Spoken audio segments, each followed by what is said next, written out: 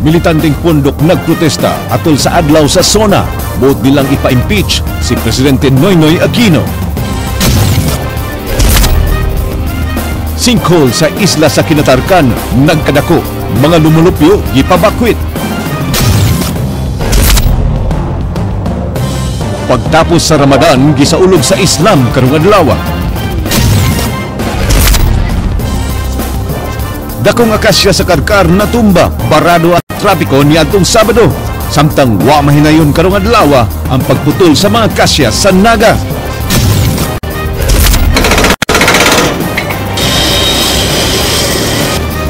Kural sa San Carlos Talamban, gisugda na og hawan alang sa pagpalapad sa dalan.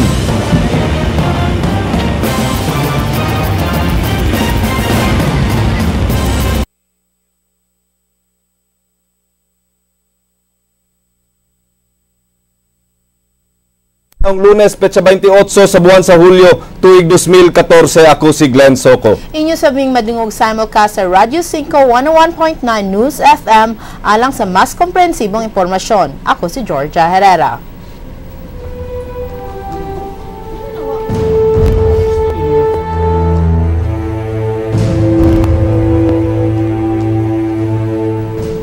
Georgia, gibutang ubos sa full alert status ang kapulisan sa Dakbayan sa Sugbo. Kinigihimo nunot sa State of the Nation address ni Presidente Aquino. Andrea Patanya, Sugin Liming.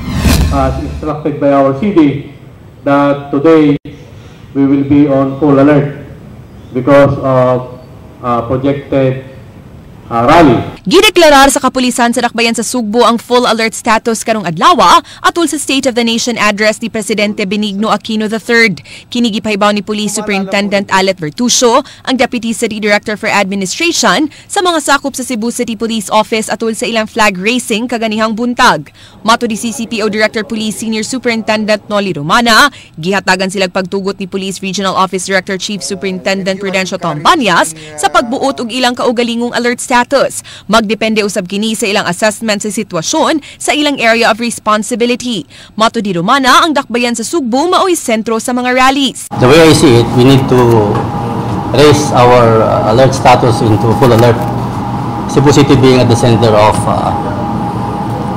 the region, and most rallies and protests are conducted here. Hinuon way kagubot nga nahitabo atol sa mga gihimong lihok protesta. Well, as of now, very peaceful naman. Nothing that we cannot manage, no. And with our status, full alert status, we are ready for any response needed. But so far, peaceful naman, generally peaceful, and we expect also that the same trend will continue to the time the President is having his SONA. Samtang gipaubos ra sa normal operations ang kapulisan sa ubang lugar sa PRO7, iwa sila gipaabot ng mga hulga sa seguridad sa Central Visayas karong SONA ni Pinoy. Everything is peaceful in Cebu, in Central Visayas, and we are encouraging our tourists to continue to come here and enjoy the Philippines. It's more fun in the Philippines, as you said. So, hindi po tayo nag-raise ng heightened alert or full alert? Yun ang recommendation ng aming mga commanders. Everything is peaceful. Ang ano ko lang sa kanila is to be alert for any eventuality. Andrea Patenya, News 5. Mga militanteng pundok nagrally alang sa pagpadayag sa ilang pagpaluyo sa impeachment ni Presidente Aquino. King Perez, Sugin Limi. Sawa paghihimo ni Presidente Noynoy Aquino ang iyang ikalimang State of the Nation address karong adlaw, upat ka managlahing kalihukan sa pagprotesta ang gihimo sa mga militanteng pundok diri sa Dakbayan sa Sugbo. Sa Fuente Osmeña Rotonda, nagtapok ang mga sakop sa bagong alyansang Makabayan kon Bayan. Lakip sa mga mikuyog sa maong pundok ang hugpong sa mga driver nga piston. Matud pa ni Piston Cebu Coordinator Greg Perez nga way nahimo ang presidente sa paglibka sa Joint Administrative Order sa DOTC nga nagmando sa di kuno makaangayon nga dagkong silot sa mga kalapasan sa driver sa kadalanan. Dugang niini nga gipadayon gihapon ang pagpatuman sa Oil Deregulation Law sud sa upat ka tuig nga pagduma ni Pinoy nga mao'y hinungdan sa kanunay nga oil price hike. Taas na siya nga panahon diha sa katungdanan. Pero hantod karon walay nahimo nga mga kalambuan sa sektor sa driver. Ang panawagan sa driver, mga demanda sa driver walay natabo nga natuman. Nagmarcha pa dong sa Dankulo ng mga sakop sa bayan. Aron unta dito ipahigayon ang sona ng bayan isip pagpadayag sa mga kaligut-gut sa pagduma ni Pinoy.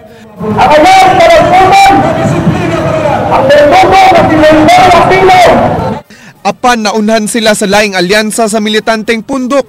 Lakip na niini ang Akbayan Cebu o Alliance of Progressive Labor Centro. Hinungdan nga dito sa Maydan Legazpi na lang gihimo nila ang ilang kalihukan. Mao ba na, Presidente, ang gusto nimo nga kumusuko na mga taong ginagdaan wala na nila trabaho? Misunod ayon silang pwesto ang Sanlakas ug Freedom from Death Coalition nga nagpaabot nga mahuman ang protesta sa Akbayan. Giagian sabang Sanlakas niining mga sakop sa militanteng pundok nga kilusan. Bisan pa nga nagbuwag-buwag ang mga militanteng pundok sa pagpahigayon sa ilang protesta, nagkahiusa ang upat ka mga pundok sa pagpalagpot kang Presidente Noynoy Aquino sa palpak nga pagduma sa nasod. Lakip sa mga panawagan nila karon nga magmalampuso ng impeachment complaint batok sa presidente. Sama sa mga sakop sa bayan nga nagsulub og peach ribbons agig pagpadayag sa pagpa-impeach kang Pinoy. Susama sab sa usa ka reality show ang ilang gihimo sa mga nalambigit sa pork barrel scam ug DAP nga na-evict og dayon gisod sa New Bilibid Prison. Sa pagkakaroon tulo na ka-impeachment complaint ang giatubang ni Aquino tungod sa Disbursement Acceleration Program kon DAP ug pagtugot sa Enhanced Defense Cooperation Agreement tali sa Estados Unidos. Matud pa sa mga kadagkuan sa upat ka mga pundok, unconstitutional ang gihimo sa presidente, hinungdan nga angay na kining papahawaon. Kuha naman gani ini, mga ina itong sa among tanaw, overdue na gani ini, no? Duha na lang katuig ang matawag na to ang presidente sa iyahang gahom. So, haom ni karong panahon na, labi na bulgar o dunagyoy maingon na itong deklarasyon sa Korte Suprema nga ang Disbursement Acceleration Program is unconstitutional. So therefore, wala may maayog yun nga dalagan sa iyang pangagamhanan. Mao nga ni ami karon magkalanlain nga pundok nagkahiusa para pagsinggit nga maayong pangagamhanan ang ipuli dapat sa atong pangagamhanan karon. Nitindog ta diri kay gusto natin makita nga ang lugar nga Cebu dili tinuod nga pro Noynoy na. Dili tinuod nga tanan gibuhat taong na. Dili tinuod nga tanan nga gipangbuhat para nato na. Giangkon sa mga militante nga nanawagan sa pagpahawa ni Presidente Noynoy Aquino sa katungdanan nga dili sayod nga naduso ang mga impeachment complaint dito sa Kongreso.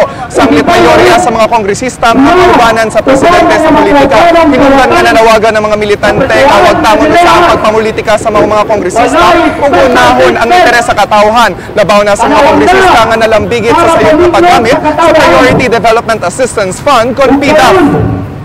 Dili nila dungagan ang ilang salaod, no? Nangawkaw pa sila nga ila pang maniubrahon ning gifile nga impeachment complaint nga mayong tatagaan na to og higayon ang presidente nga makapanlipod siya. King Perez, News 5. State of calamity gideklarar sa Barangay Langob sa isla sa Kinatarkan, sakop sa lungsod sa Santa Fe, gumikan sa sinkhole nga nadiskubrihan niadtong Sabado. Jinky Bargyo, Sugin Limi.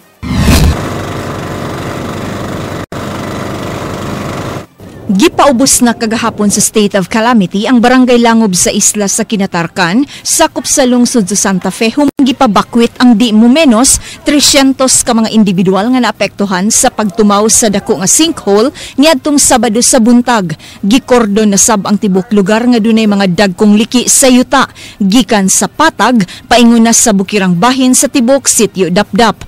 Ang tibok lugar gibantayan na sab sa mga barangay tanod pagsiguro nga way makaduol nga mga tao. Moto nga amo ni siya gibantayan, nag-ana man gud sa dako ang buak sa yuta. Una nga tuwa na mahimutang ang mga pumupuyo diri na panik na ba. Nibati og kabalaka sinang Lydia nga mo'y unang nakakita sa dakong lungag nga dunay gidakon nga 40 feet o gilawmon nga 25 feet. Amang ikuan na ako nga wala may daan, naliki naman. Di nasiwawa ko nga kung bako gidaay ko. Kaya wala may daan. Dili ko bigyan na makatulog ka mabalaka juga. Pabalaka juga kay ang sistema kanang ang area murag dili na maayo nya murag mawori gud mi ang mga lumulupyo dili kay mapiktahan man gid siya. Mao nga tungod sa hitabo gipabakwit dayon sa barangay kapitan ang kapin 70 ka mga pamilya paingon sa simbahan. Kun dunay nalipay nga gihiklin sila, duna say buot nang mubalik sa ilang mga Pinoyanan. Maayo kung dili na mukha ng kwan. Ito, dila ta mubalik kay aram ampo ba aram to ta ara bay guba. Isod tugayo kay tingaron tinguan baya yung mga bata lisod kay nguan kasakit ba. Mura lisod kay dari. Personal nga giatiman ni Santa Fe Mayor Jose Titing Isgana ang panginahanglanon sa mga apektadong mulupyo. Iyang gimando ang hugot nga pagmonitor sa lugar labi pa kay nag-anam og kadako ang mga liki sa yuta. So among advice sa mga mulupyo nga di na gid una sila mupuyo dito sa balay nya amo silang sustinuan sa ilang kinahanglan sa adlaw pagkaon nila unya ang ugnaay to sa ilang balay kana lang mukuha lag mga butang nga ilang gikinahanglan. Gikan pa mi sa bagyo nga Yolanda nya nadungagan na pud mi nga nahitabo diri sa sitio Dapdap. Purok tangigi ni siya ma'am o tulingan. So actually nakuanin ni siya sa MGB na mi record ani nga kini hazard ni dring. Jinky Bargio, News 5. Subay sa maong balita nang hinaot ang DENR-7 nga tumanon sa local government unit sa lungsod sa Santa Fe ang ilang gihatag nga geohazard mapping and assessment alang sa isla sa Kinatarkan aron di mamiligro ang kinabuhi sa namuyo sa isla. Samtang mipadanaw mga geologists ang MGD-7 aron susihon ang sinkhole. Mubalik si kapatid Jinky Bargio. Ang tanan man tibok man nato sa bantayan including susihon karon sa mga geologists sa Mines and Geosciences Bureau ang giingong sinkhole nga namugna sa isla sa Kinatarkan sakop sa lungsod sa Santa Fe nga giingong nag-anam og kadako. Matod sa DENR-7, ordinaryo ra ang pagmugna og sinkhole labi na sa mga lugar nga dunay limestone sama sa nimutangan sa sitio Dapdap sa barangay Langob. Being in the limestone ug natay mga fissured cracks mo man ni subayon og ulan no katong murag mga liki-liki ba. Then once nga muhumok ni siya, muwikin ni siya, dili sa tendency nga mo collapse ni kay ang ilaw man ni kun murag kabitim ko ni halo ang ilaw, ibabaw lang din. Matod ni nang Lydia nga halo o naghawang ang ilawom sa ilang isla. Ikaw pagsugod na pagkutkot, pag-abot sa upat ka dupa, ang bara na ukon man sa ilawom no kay halo man di ay. Nakaroon wala na sing mukuan, wala na di na mo balik pagkutkot ang nagkutkot kay mahadlok man kay basi kan maengkanto sa ilawom. Ang magnitude 5 nga linog sa Samar niadtong Biyernes ug ang pagsigi og uwan moy usasab sa posibleng hinungdan niini. Kinahanglan gyud ma-relocate kini sila no nga amo gigihangyo kay naa naman mi yuta nga kuanan ani ba ang kuan na lang ang financial. Tungod sa kasamtangang sitwasyon sa isla, padayong miauhag ang mayor sa ubang NGOs nga tabangan ang napektuhang pamilya nga padayong nag-antos karon tungod sa bagyong Yolanda ug karon sa pagpangliki na sab sa yuta. Actually, this is a calling, direct calling to the national government nga nagsigit tagulat nga unsaw nato sila pa-relocate ngadto sa safety nga lugar kay kini sila i-relocate bagi dato base sa Yolanda. Pero unsaon pa nato di ana no? Naabtan lang ta another nga problema. Hangyo sa DNR nga unta i-implementar sa LGU ang rekomendasyon nila base sa resulta sa geohazard mapping and assessment. Dapat siguro magtinabangay kay nahimo naman to ang technical study pag-conduct sa geohazard mapping, then siguro ang atoa pod nga local government mutabang og disseminate sa information. Jinky Bargio, News 5. Gigatakda unta nga karong adlaw pamutlo nagsugod ang mga punuan sa akasya sa Dakbayan sa Naga apan sa wa pa matinong hinungdan, wa pa kini malihok sa local government unit. Una nang nanghunaw ang DPWH-7 nga wa na sila labot sa Naga area. Bugtong LGU Naga ug DENR-7 na ang bahala sa pagputol sa maong mga kahoy. Jinky Bargio, Sugin Limi. Wa mahinayon ang pagputol sa 7 ka mga century-old trees nga akasya sa dakbayan sa Naga nga gikatakdang ipahigayon unta karong adlaw. Matud sa DNR nga nakahatag na silag permit nga gikinahanglan sa local government unit sa Naga ug sa DPWH alang sa pagputol sa maong kahoy. Suway nga gikuhaan sa habig ang Naga City Government apan di motubag sa tawag si Mayor Val Chong. The number you have dialed is now unattended. Please try your call later. Matod sa Regional Executive Director sa DNR7, gikinahanglan na gyud unta ang hinanali nga pagputol sa mga kahoy kay nagdana kini og peligro sa publiko. Nasayran nga duha na kapunuan ang natumba usa ini sa San Fernando ug niadtong Sabado sa Perelos, Carcar City. Ako ang hazardous ra gyud katong na inventory ra gyud nato nga di na ma-cure nato ang defect, ang uban nangalata na ang gamot, ang uban naglin na gyud maayo sa ato ang karsada nga ang uban gani mapangka na gani ning mga dagko kayong container nga moagi didto. Then I think these are the trees nga ato ang giapil karon sa atong pangayuan og clearance ngadto sa ngadto secretary. Gani karong adlaw, nagpadaog suwat hangyo ang DNR7 ngadto sa Central Office alang sa pagpangayo og pagtugot nga gawas sa Naga maputol na sabdayon ang 77 ka mga punuan sa San Fernando din 28 ini mga punuan sa akasya. So that whatever happens man pod, in as much as we get the permission already for that, o kung sa mitabo siguro not dili lang DNR siguro ang ma-blame because we have done our best to identify where are those trees defective and we were able to issue the necessary permit for cutting. Nasayran nga doon na giandam nga 500 nga punuan sa Molave ang Senro Argao aron mo'y ihulip sa maputol nga mga kahoy. Jinky Bargio, News 5. Lain na sab nga punuan sa akasya ang natumba niadtong Sabado sa kadlawon didto sa sitio Katugasan sa Barangay Perelos sa Dakbayan sa Carcar. Kini na ang ikaduhang punuan sa akasya nga natumba sudlang ning buwana. Gusto na sa mga residente nga unta makuha na ang karaang kahoy sa ilang lugar. Ray Pasaporte, Sugin Limi. Ubay ni sila. Nya mo gani akong gipakuan ang DNR ni nga na-check na nila dugay na. Pero akong gi-order sila nga iusab og check kay basin og parehaning mahitabo nga may gani way na disgrasyang tao. Unya karon mo gali nga akong gi pa parehasa nahitabo sa San Fernando. Gamit ang tsenso unang gipamutol ang mga sanga sa natumbang akasya sa mga sakop sa City Disaster Risk Reduction and Management Office sa Dakbayan sa Carcar diin duha ka panimay ang nadatugan. Nitabang sab sa paglimpyo ang mga residente gamit ang sundang. Pipila ka oras nga wa maagii sa mga motorista ang karsada ug pagkaudto ng inanay nga nabuksan sa trapiko. IBM na to nadawat unya nakaresponde ta mga 20 minutes after nangatog kami sa sud. Mo na ako namataan pagawas ako. Mo na ako nakita ang kasya tumba na. To kanang sakyanan ba nang diskasya ba? Ni kalit og paka. Kabilog masinggan ko di ni kamang ko. Ni kamang ko kisay may masinggan ako nga. Kisay kontra wala kung no kisay kontra nako. Tak niya. Nagpasalamat silang bakon og swerte nga wa ra maunsa ang ilang pamilya. Gingong nakatampo ang linya sa telepono mao nga hinay ra ang impact sa pagtumba sa kahoy. Misusi sa lugar ang usa sa mga forester sa DNR ug nasayran nga gisusi na diay ang maong mga kahoy niadtong miaging Miyerkules ug girekomendar nga pamutlo na gyud kini. Girekomend sa namo for sanitation cutting meaning removal siya totally. Gitumbok nga usa sa dakong hinungdan sa pagkatumba sa akasya mao ang kakaraan na niini ug di na makasustener kay nagkaanam nagkalata ang ugat sa ilawom. Hinungdan nga mihuyang ang pundasyon niini. Pero in the persons nga pag-assist nila, laman tayo parameters nga mga laman tayo mga parameters nga gihimo pag-assist kung pwede ba siya putlon dili. Daghan ang uyon nga kinahanglan nagyong putlon ang mga punuan sa akasya nga nagbarog daplin sa karsada kay naghatag og peligro sa mga namuyo diin ingon man sa mga motorista matag adlaw.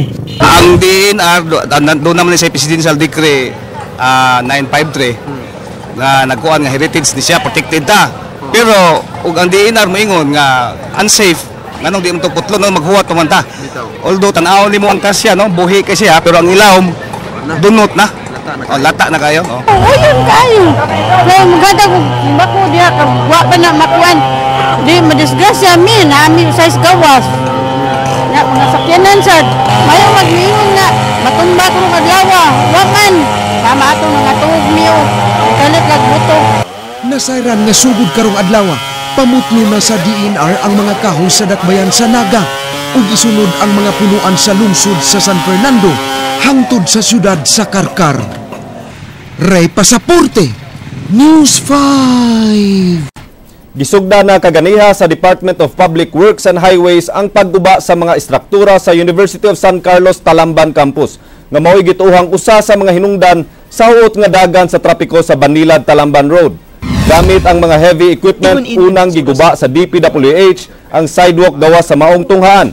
Giklaro sa property administrator sa USC nga dulaan sa 300 metros nga gilapdon sa road right-of-way sa USC ang maapektuhan.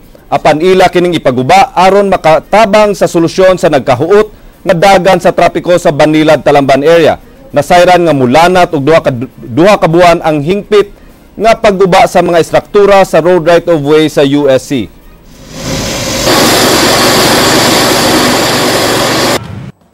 Yes ma'am. Na-inform na nato, nagatag na tag-memo sa tanang departments informing them na the actual demolition will start today and it will take about 2 months. Yes. Usa ka inahan nga nagdala og panihapon alang sa duha niya ka gagmayng anak nalumpagan sa usa ka sementadong koral. Ryan Sorote, Sugin Limi. Ingon ini ang hitsura sa natumpag nga concrete perimeter fence sa Sitio Bas, Barangay Pagsabungan, Dakbayan sa Mandawi, Biyernes sa gabi. Natumpagan sa kurang nga dunay gitas-on nga kapin 20 katil ang 39 anyos nga inahan nga si Ann Montibon nga nagpuyo duol sa mong lugar.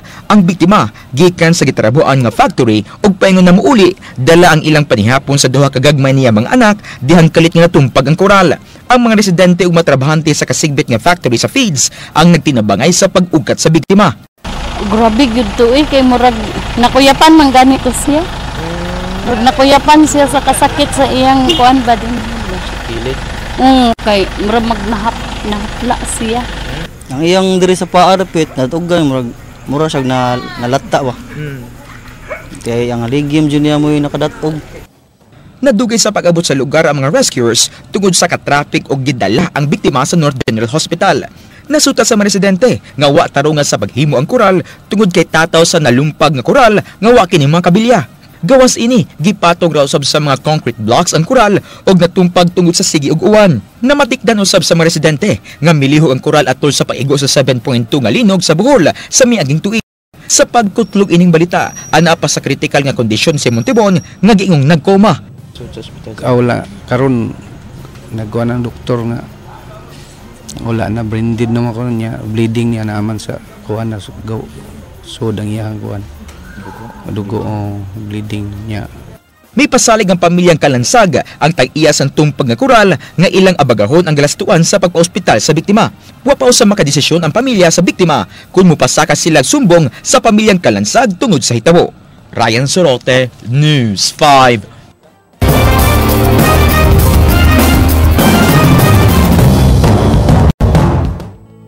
Sa bawat pagod at sakit ng katawan, meron kang pinagsisikapan. Sa bawat pagsugod, meron kang binabalikan. Sa bawat kirot, meron kang katuwang. Kaya bawat pagsubok, kinakaya. Dahil alam mong may uuwian kang ginhawa. Ang iyong katuwang sa pagsisikap, Efficacent Oil.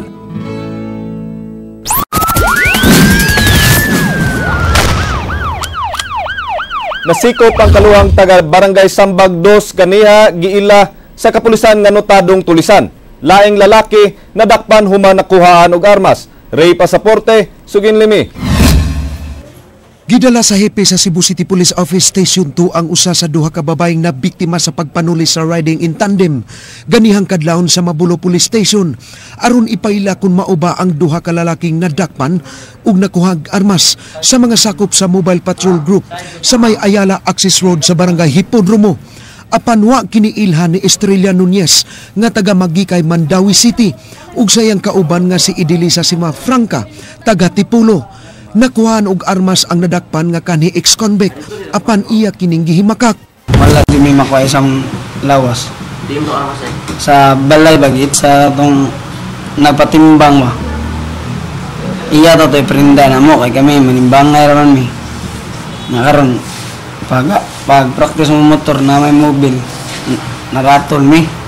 Nga to nakadaga na nagdasa armas. Kay negatibo, gidanasab ni Police Chief Inspector Wildy Martso sa Sambag 2 Barangay Hall ang mga biktima ug gipakita sa mugshot ni Claudio Fernandez nga dunay kaluha nga ginganlan og Isabelo. Ang duha nga pulos ex-convict sa kasong robbery hold-up. Pagtanaw na ko tong picture, maudyo siya siguro. Basta kung makita ang ako siya in person karon ba? O kung sir niya. Padong uli. O padong na uli. Then, storya mi 5 mi kabuok. 5 mi kabuok niya. Totoo, pag naay may nagpadong motor niya, ang isa, ninaog, ikuha ang akong cellphone. Akong cellphone niya, pag human niya, naman ang kuan, di mo ito na ako hatag ang cellphone. Niya naman siya nga, niya naman ang nag-drive nga, pusila, niya naman. Niya, ang akong usa kalaki nga kauban, niya na siya, ayaw niya. Muto, gihatag nila na akong bag. Sa gihimong follow-up operation sa sudlunon nga bahin sa Sitio Kasambagan, gisaka nitso uban sa iyang duha ka sakop ang balay ni Fernandez. Gikaistorya nitso ang asawa ni Isabelo. Ug sa pikas kwarto, anaa si Claudio, di nakit-an kining tupperware nga dunay sud nga paraphernalia. Pabalik sa barangay hall, gipangsita nitso ang mga lalaki sa kompyuteran. Sa unahan, dunay nangatulog daplin sa karsada. Ug kalit lang, nagdinaganay ang mga pulis ug tanod.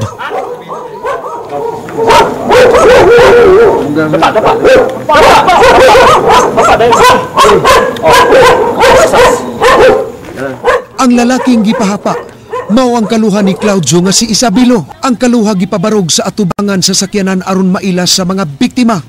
Kanang na-red mo na siya. Okay na siya.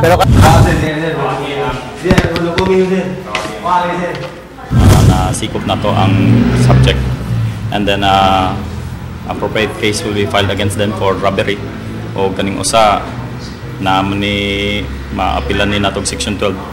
Kita man nato nga to nay paraphernalia. Gihulagway sa kapulisan nga notado na kaayong tulisan ang kaluha nga giingong mga sakop sa Acro Fraternity. Ray Pasaporte, News 5. Gikonfirmar sa kapulisan nga ania sa Sugbo ang mga sakop sa Martilyo Gang nga bag-o lang nanulis didto sa SM Cagayan de Oro City. Ang publiko giawhag sa pag-report sa kadudahan nga mga tawo nga ilang makitaan. Andrea Patenya, Sugin Limi. Double red alert. Gikumpirmar na gyud ni Police Regional Office 7 Regional Director Chief Superintendent Prudencio Tom Banyas nga ania sa Sugbo ang nanuli sa SM Cagayan de Oro City. Mato di Banyas na dawat nila nga mga intelligence reports nga ania sa Sugbo ang Martilyo Gang. Sila sakop sa Ampang Kulangko Robbery Group gikan sa Mindanao. Mato di Banyas gisugdan na nila ang pagpahugot sa seguridad sa mga lugar nga kanunay dagsaon sa mga tawo. Gituhuan nga pahimuslan sa maong pundok ang nagsingabot nga Ironman Triathlon karong Agosto 3. There were intelligence information, especially with the coming of the Ironman dito sa atin on August 3. So there will be an influx of tourists, both local and international, coming into Cebu. So that was why there was a report na some unwanted people from other places came over and hoping to take advantage of the situation. But our police personnel in the city of Cebu, Mandawi, Lapu-Lapu, where this event will be held, have been alerted. Si Cebu City Police Office Director Senior Superintendent Noli Romana may kumpirmar sa pagkadawat sa maong report. Apan base sa iyang impormasyon nga nakuha, di tanang miyembro sa grupo ang anaa dinhi. Ang ilang tumong pag-ani sa Sugbo, mao ang paglanay ug pagbaligya sa mga alahas nga ilang nakawat. Aduna sila'y identity sa mga sakyanan sa maong pundok ug gialerto na ang mga pulis nga gitahasan sa pagpahigayon og checkpoint sa Dakbayan. Yung ating intelligence operatives are also on the lookout for these personalities, and we are aware that there are also information about the vehicles na ginagamit. So nakapass on na yan sa Metro Cebu. Whenever we conduct simultaneous checkpoints to be more specific and rigid sa pag-check ng mga ganung vehicles. May pahimangno si Banya sa publiko sa pag-report sa kapulisan kung dunay mamatikdan nga mga kadudahang tao sa ilang lugar. Kung baligaan man gani og mga alahas nga gidudahang kinawat, di kini pamaliton aron di masilutan subay sa anti-fencing law. Bawal kasi yun. And you are encouraging the continued proliferation of this kind of criminals. Andrea Patenia, News 5. Nadakpan sa mga sakop sa Mabolo Police Station ang usa ka notadong kawatan sa ilang lugar pasado alas 8 kaganihang buntag. Ang nadakpan mao ang usa ka Wenmark Ravenes. Si Ravenes ang giilang nga misulod sa panimalay sa iyang paryente nga si Katrina Ann Ponce Ravenes sa may New Era Street, Barangay Mabolo. Gikuha sa suspect ang tablet sa biktima og sadyang nasakpan, daling gi-report sa kapulisan. Nasayran nga nag-umon ang suspect sa gidiling drogas o kadaghan nga nalambigit sa pagpanglungkab o nga gidinay usab sa suspect. The structure and eventually called for police assistance. Then upon assistance, we were able to locate the said suspect hiding under sa ilawom sa kama. Dili mi say. Ang saram day ko yan. Wala, adto ro ko dito nya pagawas na ko more lang ko na may conflict ana ko daangot sa una. So, may mutang na ila lang kagi pasangin niya sa basin sa kay kuha na ko sa una na wag tangan sila. Duha ka lalaki nakuhaan og armas o gikahon nga marijuana gikan sa ilang panagatan. Jinky Bargio, Suginlimi. Pinaagi sa joint operations sa Naval Forces Central ug Provincial Anti-Illegal Fishing Task Force, nasikop nila kagahapon kining duha ka mga pahinante sa usa ka panagatan nga giingong dunay kargang kontrabando sa pantalan sa may San Roque, Barangay Mambaling sa siyudad sa Sugbo. Natanggong sa Mambaling Police Station silang Jake Perez ug Richard Layson human makuha gikan sa ilang panagatan kining toolbox nga napuno sa mga pinaugang marijuana, blasting cap nga gamiton sa illegal nga pagpanagat ug duha ka mga 22 caliber rifle. Klase-klase nga drug paraphernalia na pa dito is plastic sa magsudlan og shabu na mga fuel katag-katag na dito sa mga pambot. Napay motor dito amo putong pananog. Di ba ito ginawa itong motora to? Apan pulos ni himakak ang mga dinakpan nga ila ang mga kontrabando. Dili mo trabahante man taon media ma'am. Magduha pag kaadlaw ya. Wa man gami managan nga layo pa ni duol mo gami. Dili mo tumo. Kulang kabalo ato dito.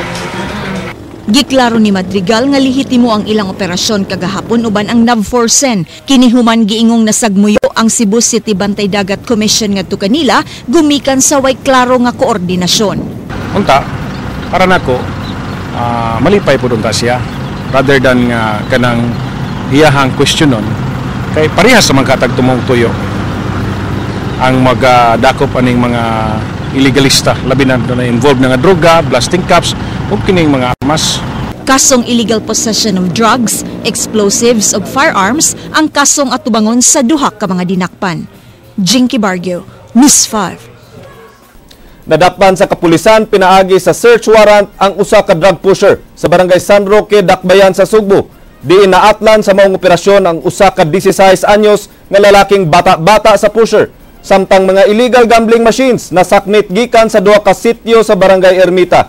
Ray Pasaporte, Suginlimi.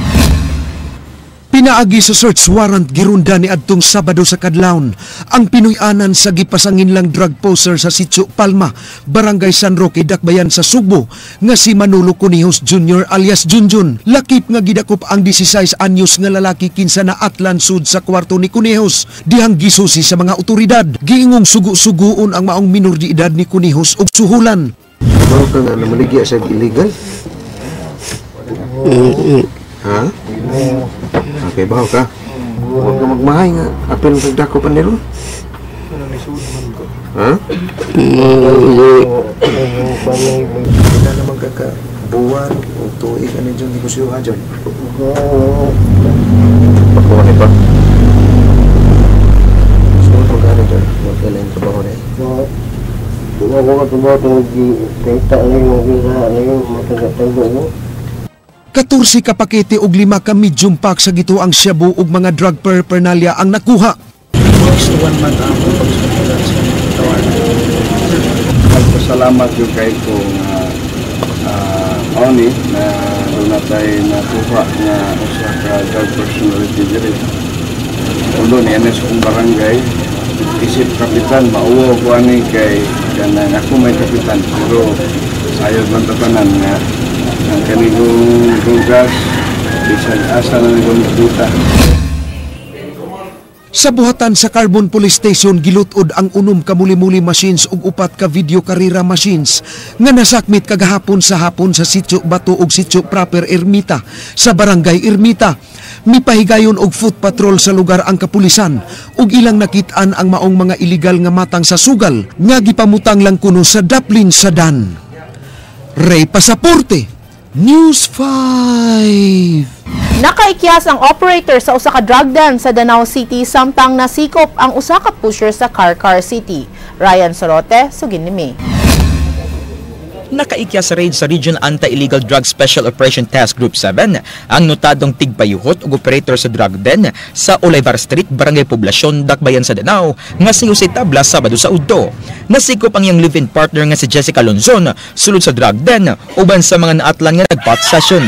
Daling nakasibat ang subject nga si Tabla nga milayat sa koral human naglisod sa pagsud ang kapulisan sa lugar tungod sa kagipot sa agianan.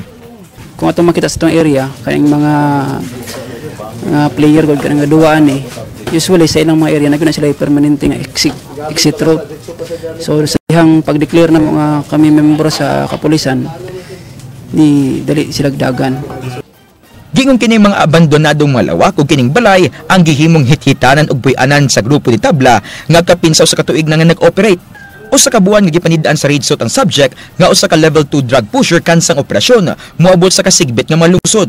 Nakuha sa mga dinakpan ang usa ka bulto, tulo ka 1/8 sa bulto ug upat ka mga gagmay nga pakete sa gituang shabu. Gimakak ni Lonzon nga tigpayuhot og droga sa iyang kapuyo ug giing-igo lang siyang gibilin sa lugar samtang magpatubil sa iyang motor ang iyang kapuyo. Apan human sa raid, wa na siya gibalik ni Tabla. Giangkon hinon niini nga tiggamitan og droga siya ug ang iyang live-in partner. Ganun wa naman siya karon diri, ikaw ra magibilin. Gi napagasolina lagi sir. Napagasolina dito siya karon. Napagasolina mo pagsulod na ako mo usay pagkuan. Ano siya mibalik lagi para ninyo? Wala ko kay balusay nga nabalik mo na siya nga nagkuanay na diri. Klaro ang directive sa atong regional director nga i-intensify atong fight against illegal drug. So diri sa Danao, posible nga maghinay tungod sa atong continue nga gihimo nga operation.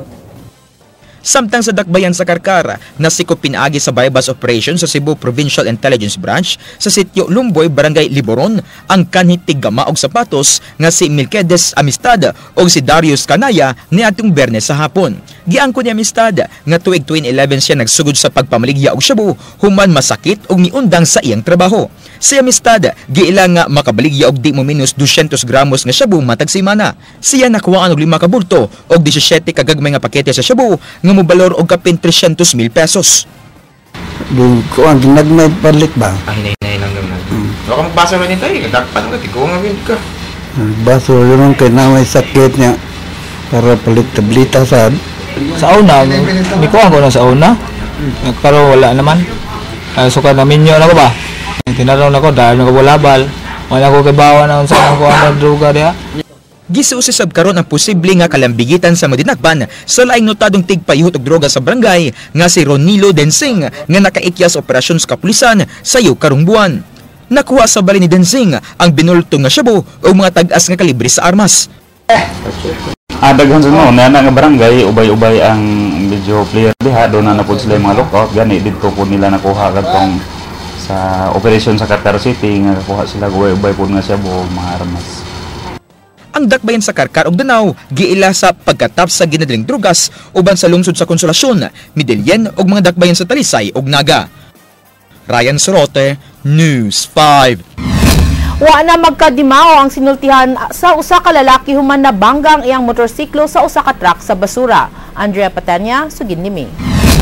Naango lang usa ka lalaki human mabangga ang iyang gisakyang motorsiklo sa garbage truck sa barangay Guadalupe ni atong Sabado sa gabi. Ang driver sa motorsiklo giilang nga si Mervin Noyna, 39 anyos, samtang ang driver sa garbage truck mao si Noe Suarez. Mato ni Suarez, gikan siya nga nagyabo og basura sa barangay Inayawan ug padung naunta niyang i-park ang garbage truck sa may barangay hall. Nagsignal light kini aron moatras apan giingong kusog kayong nagpadagan si Noyna sa iyang motorsiklo ug mipugo sa paglusot, hinungdan nga nabangga kini sa truck. Ako mamubaking nagdako, bilang ko dire. Tinatan ako, wala may scanan. Ni signal light ko, ha? Pag signal light na ko, tanaw na ko ang motor, kusog kayo dagan. Inunong na lang ko. Ibo sa suyo. 1764. Sir, hindi ka gikan, sir? Gituhuan nga nakainom si Noyna tungod kay wa na magkadimao ang sinultian niini ug nagdumili sa pagpada sa tambalanan. Dali kini gitabang sa mga sakop sa Philippine Red Cross. Andrea Patenya, News 5. Mga sakop sa CIDG gipaubos sa usa ka drug test. Usa ka fiskal nga babae nga may bisita lang sa ilang opisina tungod sa iyang personal nga tuyo, miapil pagpa-drug test. Andrea Patenya, Suginlimi. Ang mga miyembro na usab sa Criminal Investigation and Detection Group 7 ang gipaubo sa kinalit nga drug test sa mga sakop sa PNP Crime Laboratory 7 kaganihang buntag. Mismo si CIDG 7 Chief Police Senior Superintendent Richie Posadas mao'y miuna sa paghatag sa iyang urine sample. From what I've heard from my personnel, the last time they had the random drug test was in 1998. Gusto nating ipakita sa mga tao na kahit sa CIDG, malinis din kami. Especially as far as illegal drugs menace and issue is concerned. 15 ka mga organic personnel sa CIDG 7 ang gipaubo sa drug test ug gipaapil na lang sab ni Posadas iyang upat ka utility workers ug duha ka civilian agents. Dihang nasayod nga adunay drug test, miapil usab si Fiscal Mary Ann Castro nga miapit sa buhatan sa CIDG 7 alang sa iyang personal nga tuyo. I happened to drop by CIDG and then they say it's random drug test. So how can you say it's random if you're prepared? Di ba dili? So I am not prepared. So I want to show to people na even though I haven't prepared myself for the test, nagpa-random drug test ako considering the fact that I am a fiscal of a drugs court which is branch 15 RTC. And then to show to our people, to the Cebuanos, na it's really not good to introduce to yourselves mga illegal drugs or mga substances that would affect your body. Sa 22 nga gipaubo sa drug test kaganiha, way nakit-an nga positibo sa paggamit sa gidili nga drogas. Apan dunay siyam ka pulis nga absent sa drug test. Paisplika ron sila ni Posadas kung nganong wa mo tunga ug ipa-drug test. Andrea Patenya, News 5. Gikumpirmar ni bagong Alyansa Makabayan Visayas Chairman Jaime Paglinawan nga dinhi sa Sugbo himuon ang People's Congress alang sa pagwagtang sa tanang matang sa pork barrel sama sa PDAF sa mga magbabalaod ug DAP sa presidente. 800 ka mga delikado gikan sa probinsya ang gipanglantawan nga mudagsa sa Sugbo, lakip na niini ang 63 ka mga obispo gikan sa Catholic Bishops Conference of the Philippines. Gawas pa kini sa himong protesta sa maong adlaw dinhi sa Sugbo nga gipanglantawan nga 10,000 ka tawo ang mga pil. Lakip nga gipayaw ni Paglinawan nga dinhi sa Sugbo himuon ang launching sa signature campaign sa People's Initiative alang sa pagwagtang sa mga pork barrel sa samang adlaw. Mao po ni pong adlaw po Agosto 23 po ang pagsugod gyud no sa pagkuha og pirma aron kabuoton ang labing minus 3% nga pirma sa mga tanang rehistrado no nga botante ang atuag yung Arsobispo no si Jose Palma mao'y nanguna o grabe gyud usa ganis ni mo-host. Subling hangyon sa militanteng pundok sa mga driver ang mayor sa Mandaue sa pagtangtang sa katungdanan sa Pangulo sa Traffic Enforcement Agency of Mandaue. Matod pa ni Piston Cebu Coordinator Greg Perez, mubisita sila pagbalik dito sa buhatan ni Mandaue City Mayor Jonas Cortez. But nila na ipatangtang si Edwin Ermac, isip Pangulo sa nagdumala sa traffic sa maong dakbayan. Una nang nipadayag si Ermac nga di mo pahawa ug mag-agad lang sa mayor. Mga persa nga among magkuan mi og petisyon against ni Irmac kay ubay-ubay na mga kaigsunan natong driver o dili lang gani sa driver labi na sa mga komunidad diha o mga vendors diha sa Mandawi nga nagreklamo na sa kay Edwin Dili uyon ang usa ka human rights group nga balhinon ngadto sa kauluhan ang arraignment sa kaso nga nasangat batok sa mga Tiamson at tubangan sa Toledo RTC. Matod sa mga tigpaluyo sa dadakpan nga leader sa Communist Party of the Philippines, misalig sila sa mga korte dinhi sa Sugbo. King Perez, Suginlimi. Alang ang Karapatan Central Visayas Secretary General Dennis Abarrientos, expected na ang gihimong hukom batok sa mga kasong giatubang sa mag-asawang Tiamson ug mga kauban. Gibasuran ni Judge Ruben Altubar sa Toledo City RTC Branch 29 ang motion for judicial determination of probable cause sa mga gilang sakop sa Communist Party of the Philippines nga nasikop sa lungsod sa Luginsan niadtong Marso. Ipaubos sa mga akusado sa arraignment karong Agosto 12 sa mga kasong illegal possession of firearms and explosives nga giatubang sa magtiayon samtang susamang kaso og obstruction of justice sa ilang 5 ka mga kauban. Dapat lang na balik na ni og hearing sila dayon diri sa Cebu kundi diri sila gidakop. Sa pagkakaroon wa pa sila'y kasayuran sa pagpabalhin sa pagdungog sa mga kaso dito sa kauluhan. Gipahibaw daan ni Abarrientos na dili magikan sa ilang panig ang maong mosyon. Bisan pa nga na dito sa kauluhan gidetain ang mga akusado. Pasiunang may pahibaw si Provincial Prosecutor's Office Head Attorney Jane Petralba na mahimong mudusog mosyon ng DOJ ug mga akusado sa pagpabalhin sa venue sa hearing. Masaligon si Abarrientos sa mga korte diri sa Sugbo, hinungdan nga wa makita niini ang panginahanglan nga ibalhin ang hearing sa kauluhan. Mababagid mi ana kay dahil highly irregular na siya o na ay subject to mga maniobra o manipulation, labi na kay mas dol-dol kini siya sa mga ahensya sa gobyerno na maoy nagtuknod nga madakpan ning kining 7 ka buok. King Perez, News 5. May pasakaw kaso ang pundok sa mga kasikbit sa nga homeowners batok sa Beverly Hills Subdivision. Mato ni City Legal Officer Attorney Jeron Castillo nga andam sila nga mo testify sa korte nga gipanag-iya sa syudad ang dalan sulod sa subdivision. Ang mga dalan sulod sa subdivision adunay deed of donation nga nagtugyan niini ngadto sa dakbayan sa Sugbo. Determine kung saan kaso, we will be if we are impleaded, then we have to actively participate in the court proceedings. If not, we will also be still concerned kay naa may mga taong apektado diha residents of Cebu City. And hopefully mamaayo rasad ang resulta sa mga kaso. It will serve the ends of justice again. So baseless and it will be dismissed. Hingpit nang gi-activate ang special weapons and tactics sa dakbayan sa Talisay. Mayor JVR Misaad nga palitan sila bag-ong armas ingon man motorsiklo. Andrea Patenya, Suginlimi.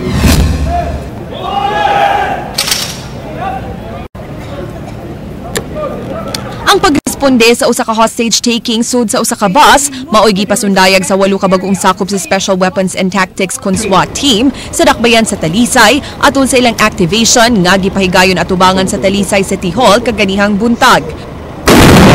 The loud explosive shot to the hostage takers serve as diversionary tactics. Explosive is triggered to gain entry to the door. Ilang gipakita kung giunsa nila pag-secure ang lugar, pagsud sa bus, pagdakop sa mga hostage takers o pag-rescue sa mga biktima. Gikalipay ni Talisay City Police Director Senior Superintendent Carmelo Dayon nga aduna na sila'y kaugalingong SWAT team aron dali nang marespondihan ang mga dagkong alarma sa ilang area of responsibility.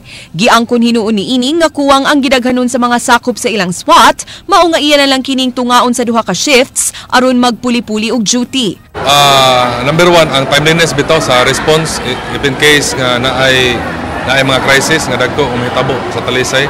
So dili na ta maghuwat og SWAT from the city nga that will surely take time usa makaabot dire.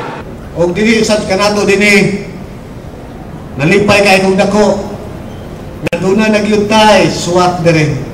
So na magtan-aw ko nito aran ni sila sa Cebu. Gihangup sab ni Talisay City Mayor Johnny V. De Los Reyes ang pagdugang sa puwersa sa kapulisan sa ilang lugar kay giingong dugay na gyud kining nangandoy nga adunay kaugalingong SWAT ilang dakbayan. Malango mo na mga opisyales sa dakbayan sa Talisay nga di lang ang ilang seguridad maoy mulambo karon nga aduna na sila'y kaugalingong SWAT team kundi lakip na ang ekonomiya sa ilang lugar kay mas mudaghan na sab-unya ang ilang mas kampante nga business investors. Dako kayo ni siya kay ang mga investor gud kung naagod kanunay ang mga dautan, mga elemento di sila ganahan mo buog mga negosyo sa ato ang o mga panginabuhi diri sa ato ang dakbay sa Talisay tungod ang kahadlok. Mipasalig sab si Mayor JVR nga lihuko na nila ang pagpalit og bag-ong assault rifles ug mga motorsiklo aron tagsaan ang matag SWAT member pinaagi sa resolusyon nga isumiti unya ni Konsehal Danny Caballero. Andrea Patania, News 5. Butangan na og mga emergency exits ang kapin 40 ka mga public school building sa dakbayan sa Sugbo. 23 milyones pesos ang gigahin sa City Hall alang nini. Matod sa Pangulo sa Local School Board, Attorney Joey Daluz, 12 ka mga contractors ang mutrabaho niini. Once ma-determine na mo ang mudaog, the lowest bidder, we will now ask the lowest bidder to start the construction risk, no? Kaya mo man ay among gihangyo sa mga bidders nga kinsa mudaog, they have to start on risk, no? Walay na matikdan nga pagsaka sa pagparehistro sa mga senior citizens sa dakbayan sa Sugbo. Ang COMELEC miawhag nga dili magpaabot sa deadline aron dili maabtan sa daghang tawo og taas nga linya. Leslie Caminada Vistil, Sugin Limi. Way pagsaka sa registran sa mga senior citizens sa dakbayan sa Sugbo. Ang election officer sa North District nga si Attorney Marshall Sarno mingon nga 15 to 20% lang ang mga senior citizens nga nagparehistro. Gipasabot ni Sarno nga kaniadto pang last registration, may daghan ang mga seniors nga nagparehistro. Samtang si Attorney Edwin Kadungog sa South District mingon nga posibleng musaka pa ang percentage sa ilang seniors tungod sa mga benepisyong gihatag sa Sugbo. Dili na kay daghan compare sa kinang nilabay kay dugang naman lang ni. Kay laban ng parehistro ato pa mang pagsugod sa mga benefits siguro. Normal na diri sa atong sa Cebu City mo nang naghatag sila conditions po nga kinahanglan nga makakuha sila sa mga benepisyo kung makuha nila makabutar sila buhat pod ka eleksyon. Nanawagan ang duha ka election officers sa tanang wa pa magparehistro sa pag-adto silang buhatan mintras mingaw pa aron usab di na kini magdasok sa panahon nga hapit ng deadline. Mato ni Attorney Sarno nga kun ang mga tawo moadto sa higayon nga hapit ang deadline, mo reklamo usab kini nga way tarong serbisyo ang COMELEC. Gikinahanglan usab nga magpa-update ang uban sa ilang registration hilabi na ni adtong wala pa makuha og biometrics. Partly mingon ta nga dili na to ma-accommodate mo tanan tungod sa limited naman na atong resources, pero karon ang best time to register. Ako kinsa tong walay mga biometrics kadtong wala pa nat kuhaan og pictures tong fingerprints, ang listahan ana among gipadala sa isig ka katong mga botante, at the same time amo sang gipadala didto sa barangay. Leslie Caminada Vistil, News 5. Aduna na license to construct ang City Hall gikan sa Department of Health alang sa pagtugod sa bagong City Hospital. Matod pa ni Vice Mayor Edgar Labella, gipahibaw usab siya ni Mayor Michael Rama nga tuwa sa Estados Unidos nga dunay pribadong grupo nga mo donate og $500,000 kung gibana-bana nga 21.5 million pesos. Tunga sa milyon ka pesos ang natigom sa gipahigayong Walk for a Cause alang sa hospital. Samtang ang Piso Mo Hospital Ko campaign mikabat na usab sa 16 mil pesos.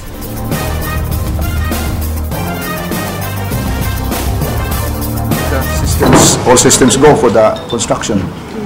For the construction, we had already our groundbreaking, and that was what was needed, the permit to construct. I mean, it has to go through the process. That's why there will be an invitation first, because it has to go through the process of public bidding, and it should be as public as possible, and the notification should be as wide as possible, in the spirit of transparency.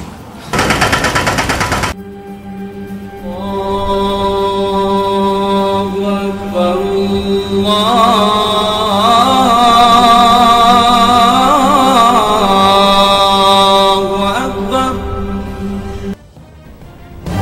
ugma mao'y gideklarar sa Malacañang nga holiday alang sa kasaulugan sa Eid al-Fitr. Ang katapusang adlaw sa usa ka buwan nga Ramadan sa mga Muslim.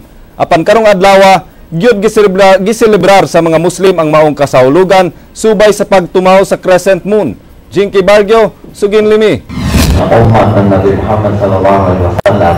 Sayong nagtigom dinhi sa Al-Qaria Mosque sa may barangay Basak sa Nicolas ang kapinlibo ka Muslim aron dungan nga magsaulog sa Eid al-Fitr ang katapusang adlaw sa usa ka buwan nga Ramadan.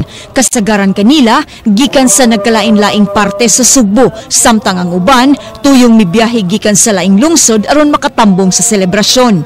Ang subling pagtumaw sa crescent moon mao'y timailhan sa pagtapos sa Ramadan. So gabi nakitaan man ang bago nga buwan, sumoto nga decidean sa tanan nagkaroon ng end sa Ramadan, dili ugma.